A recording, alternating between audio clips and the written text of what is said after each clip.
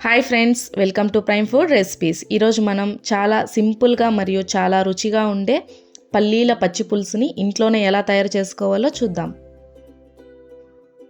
ముందుగా దీనికి కావాల్సిన పదార్థాలు: 2 రెమ్మల కరివేపాకు, 6 ఎండుమిరపకాయలు, 10 వెల్లుల్లిపాయలు, 1 ఎర్రగడ్డ, 1 స్పూన్ కారం, 1 స్పూన్ రాళ్ళుప్పు, 1/2 స్పూన్ ఉద్దిపప్పు, 1/2 స్పూన్ పచ్చనిపప్పు, 1/2 స్పూన్ ఆవాలు, కొంచెం పసుపు.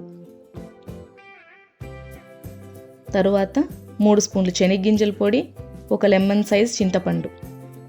ముందుగా 1/2 గ్లాస్ నీళ్ళల్లో చింతపండు వేసి 10 to 15 మినిట్స్ నానబెట్టుకొని దాన్ని బాగా పిండి తొక్కు లేకుండా రసాన్ని ఒక కప్పులోకి తీసుకోండి. తర్వాత ప్యాన్ పెట్టుకొని 3 స్పూన్లు ఆయిల్ వేసి ఆయిల్ వేడయ్యాక ముందుగా చూపించిన పోపు దినుసులు వేసుకొని లైట్గా ఫ్రై చేసుకోవాలి. తరువాత ఎండుమిరపకాయలు, ఎర్రగడ్డ, వెల్లుల్లిపాయలు, కరివేపాకు వేసి లైట్గా ఫ్రై చేసుకోండి. తరువాత అందులో పసుపు, కారం, ఉప్పు, చింతపండు రసం, 1 గ్లాస్ నీళ్లు పోసి బాగా మిక్స్ చేసి ప్లేట్ క్లోజ్ చేసి 10 మినిట్స్ ఉడకనివ్వండి. తరువాత 3 స్పూన్లు శనగగింజల పొడి వేసి బాగా మిక్స్ చేసి 3 నిమిషాలు ఉడకనిచ్చి ఒక బౌల్లోకి సర్వ్ చేసుకుంటే పల్లీల పచ్చి పులుసు రెడీ. దీన్ని వేడివేడి అన్నంతో తింటే చాలా బాగుంటుంది. వీడియో నచ్చితే లైక్, షేర్ అండ్ సబ్స్క్రైబ్ చేసుకోండి.